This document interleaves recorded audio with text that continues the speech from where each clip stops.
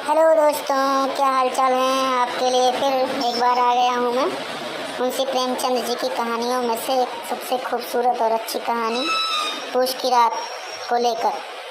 तो आइए चलते हैं, सुनते हैं इस पूरी कहानी को और इस कहानी का आनंद लेते हैं। पत्नी से कहा, सहना आया है, लाओ जो रुपए रखे हैं उसे दे दूं, किसी तरह गला तो छूटे। मुन्नी झाड़ू लगा रही थी, पीछे फिरकर बोली, 3 ही तो रुपए हैं, दे दोगे तो कंबल कहां से आएगा? माघ पूस की रात खेत में कैसे कटेगी? उससे कह दो फसल पर रुपए दे देंगे, अभी नहीं।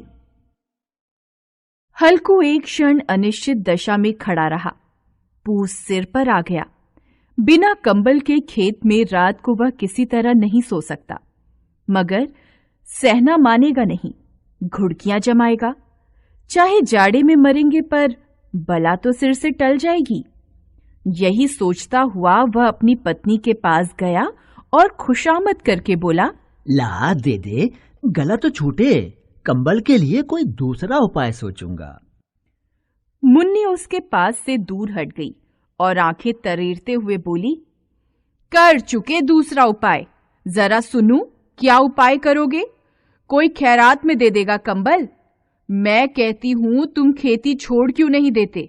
मर काम करो और जब फसल हो तो उसे लगान में दे दो। लगान चुकाने के लिए ही तो हमारा जन्म हुआ है, पेट के लिए मजूरी करो। ऐसी खेती से बाज आए, मैं ना दूंगी। हल्कू उदास होकर बोला, तो क्या गाली खाऊं? मुन्नी ने तड़प कर कहा, गाली क्यों देगा? क्या उसका राज है? मगर यह कहने के साथ ही उसकी तनी हुई भौहें ढीली पड़ गईं। हल्कू के उस वाक्य में जो कठोर सत्य था, वह मानो एक भयानक जंतु की भांति उसे घूर रहा था। वह जाकर रुपए निकाल लाई और हल्कू के हाथ पर रख दिए। फिर बोली, तुम छोड़ दो अब ये खेती। मजूरी में सुख से एक रोटी खाने को तो मिलेगी, किसी की धौंस तो न रहेगी। ऐसी खेती किस काम की कि मजूरी करके लाओ और उसे भी इसमें झोंक दो, उस पर ये धौंस सहो। हल्कू ने रुपए लिए और इस तरह बाहर चला मानो अपना हृदय निकाल कर देने जा रहा हो। उसने मजूरी से एक एक पैसा काट काट कर 3 रुपए कंबल के लिए जमा किए थे। वे आज निकले जा रहे थे। एक एक पग के साथ उसका मस्तक अपनी दीनता के भार से दबा जा रहा था। पूस की अंधेरी रात, आकाश में तारे भी ठिठुरते हुए मालूम होते थे। हल्कू अपने खेत के किनारे ऊख के पत्तों की छतरी के नीचे बांस के खटोले पर अपनी पुरानी सूती चादर ओढ़े पड़ा कांप रहा था। खाट के नीचे उसका संगी कुत्ता जबरा पेट में मुंह डाले सर्दी से कूं कूं कर रहा था। दोनों में से एक को भी नींद नहीं आ रही थी। हल्कू ने घुटनों को गर्दन में चिपकाते हुए कहा, क्यों जबरा, जाड़ा लगता है? कहता तो था घर में पुआल पर लेटा रहे। तू यहाँ क्या लेने आया था? खाओ ठंड, मैं क्या करूं? जानते थे मैं यहाँ हलवा पूरी खाने आ रहा हूँ। दौड़े दौड़े आगे आगे चले आए, अब रो नानी के नाम को। जबरा ने पड़े पड़े दुम हिलाई और अपनी कूकू को दीर्घ बनाता हुआ एक बार जम्हाई लेकर चुप हो गया। उसकी श्वान बुद्धि ने शायद ताड़ लिया कि स्वामी को मेरी कूं से नींद नहीं आ रही है। हल्कू ने हाथ निकालकर जबरा की ठंडी पीठ सहलाते हुए कहा, कल से मत आना मेरे साथ, नहीं तो ठंडे हो जाओगे। यह पछुआ न जाने कहां से बर्फ लिए आ रही है। किसी तरह बस रात कट जाए। यह खेती का मजा है और एक एक भाग्यवान ऐसे पड़े हैं जिनके पास जाड़ा जाए तो गर्मी से घबरा कर भागे। मोटे गद्दे, लिहाफ, कंबल तकदीर की खूबी है। मजूरी हम करें, मजा दूसरे लूटें। जबरा ने हल्कू के मुंह की ओर देखा। हल्कू, आज और जाड़ा खा ले, कल से यहाँ मैं पुआल बिछा दूंगा, उसी में घुसकर बैठना, तब जाड़ा न लगेगा। जबरा ने अपने पंजे उसके घुटनियों पर रख दिए और उसके मुंह के पास अपना मुंह ले गया। हल्कू को उसकी सांस गर्म लगी। हल्कू निश्चय करके लेटा कि चाहे कुछ भी हो अब सो जाऊंगा, पर एक क्षण में ही उसके हृदय में कंपन होने लगा। कभी इस करवट लेटता, कभी उस करवट, पर जाड़ा किसी पिशाच की भांति उसकी छाती को दबाए हुए था। जब किसी तरह न रहा गया, उसने जबरा को धीरे से उठाया और उसके सिर को थपथपाकर उसे अपनी गोद में सुला लिया।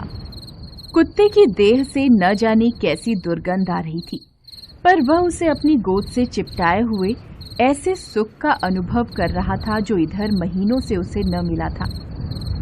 जबरा शायद समझ रहा था कि स्वर्ग यही है, और हल्कू की पवित्र आत्मा में तो उस कुत्ते के प्रति घृणा की गंध तक नहीं थी। अपने किसी अभिन्न मित्र या भाई को भी वह इतनी ही तत्परता से गले लगाता। दशा इस अनोखी मैत्री ने जैसे उसकी आत्मा के सब द्वार खोल दिए थे। उसका एक एक अणु प्रकाश से चमक रहा था। सहसा जबरा ने किसी जानवर की आहट पाई। इस विशेष आत्मीयता ने उसमें एक नई स्फूर्ति पैदा कर दी थी, जो हवा के झोंकों को तुच्छ समझती थी। वह झपट कर उठा और छतरी के बाहर आकर भौंकने लगा। हल्कू ने उसे कई बार पुचकार कर बुलाया, पर वह उसके पास नहीं आया। खेत में चारों ओर दौड़कर भौंकता रहा। एक क्षण के लिए भी आता तो तुरंत ही फिर दौड़ पड़ता। कर्तव्य उसके हृदय में अरमान की भांति उछल रहा। 1 घंटा और गुजर गया। रात ने शीत को हवा से धधकाना शुरू कर दिया। हल्कू उठ बैठा और दोनों घुटनों को छाती से मिलाकर सिर को उसमें छिपा लिया। फिर भी ठंड कम न हुई। ऐसा जान पड़ता था सारा रक्त जम गया है और धमनियों में रक्त की जगह हिम बह रहा है। उसने झुककर आकाश की ओर देखा कि अभी कितनी रात बाकी है। सप्तर्षि अभी आकाश में आधे भी नहीं चढ़े। ऊपर आ जाएंगे तब कहीं सवेरा होगा। अभी पहर भर से ऊपर रात है। हल्कू के खेत से कुछ दूर आमों का बाग था। पतझड़ शुरू हो गया था। बाग में पत्तियों का ढेर लगा हुआ था। हल्कू ने सोचा चलकर पत्तियां बटोरूं और उन्हें जलाकर खूब तापूं। रात को कोई मुझे पत्तियां बटोरते देखे तो समझे कोई भूत है, कौन जाने कोई जानवर ही छिपा बैठा हो। मगर अब जाड़े में भी तो बैठे नहीं रहा जाता।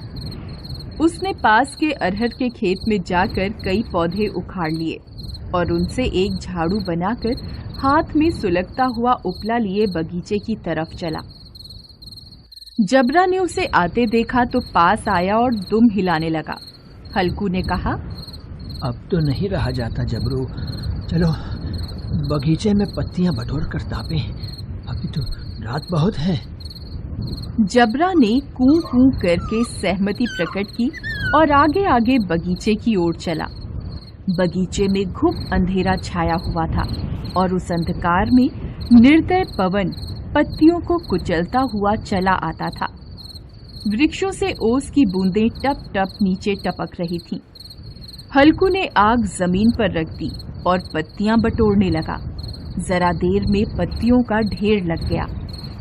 हाथ ठिठुरे जाते थे, नंगे पांव गले जाते थे और वह पत्तियों का पहाड़ खड़ा कर रहा था। थोड़ी देर में अलाव जल उठा। उसकी लौ ऊपर वाले वृक्ष की पत्तियों को छू छू कर भागने लगी। हल्कू अलाव के सामने बैठा ताप रहा था। उसने दोनों पांव फैला दिए मानो ठंड को ललकार रहा हो। तेरे जी में जो आए सो कर। ठंड की असीम शक्ति पर विजय पाकर वह विजय गर्व को हृदय में छिपा न सकता था।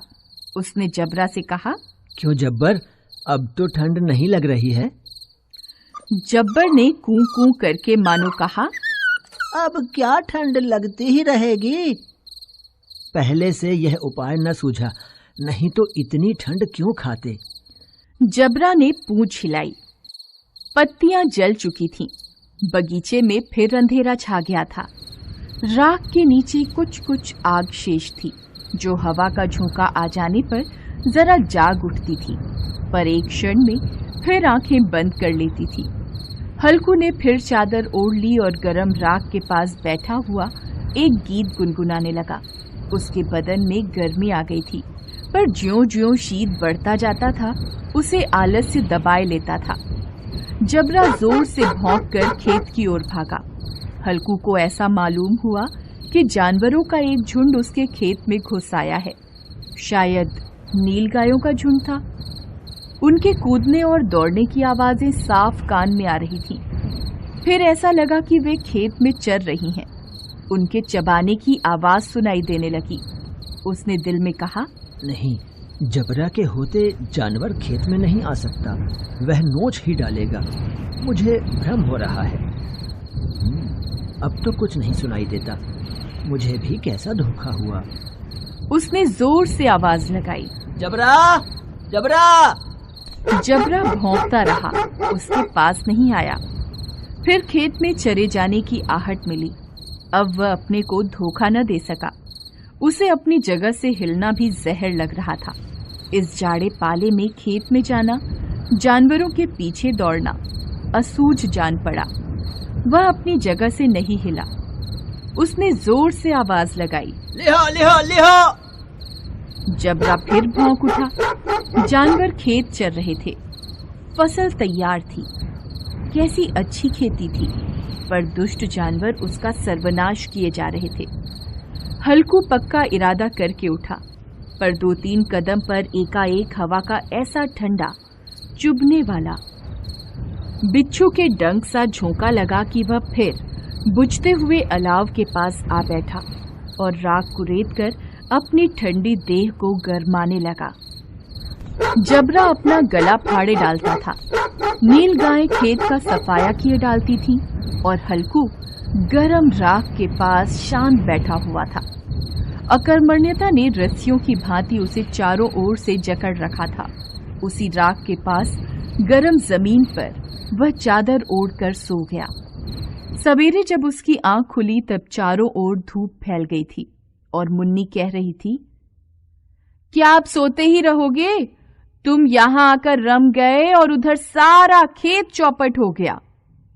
हल्कू ने उठकर कहा, क्या तू खेत से होकर आ रही है? मुन्नी बोली, हाँ, सारे खेत का सत्यानाश हो गया। भला ऐसा भी कोई सोता है? यहां मड़ैया डालने से क्या लाभ हुआ? हल्कू ने बहाना बनाया, मैं मरते मरते बचा। तुझे अपने खेत की पड़ी है। पेट में ऐसा दर्द हुआ कि मैं ही जानता हूँ। दोनों खेत की दशा देख रहे थे। मुन्नी के मुंह पर उदासी छाई थी, पर हल्कू प्रसन्न था। मुन्नी ने चिंतित होकर कहा, अब मजूरी करके मालगुजारी भरनी पड़ेगी। हल्कू ने प्रसन्न मुख से कहा, रात की ठंड में यहाँ सोना तो नहीं पड़ेगा।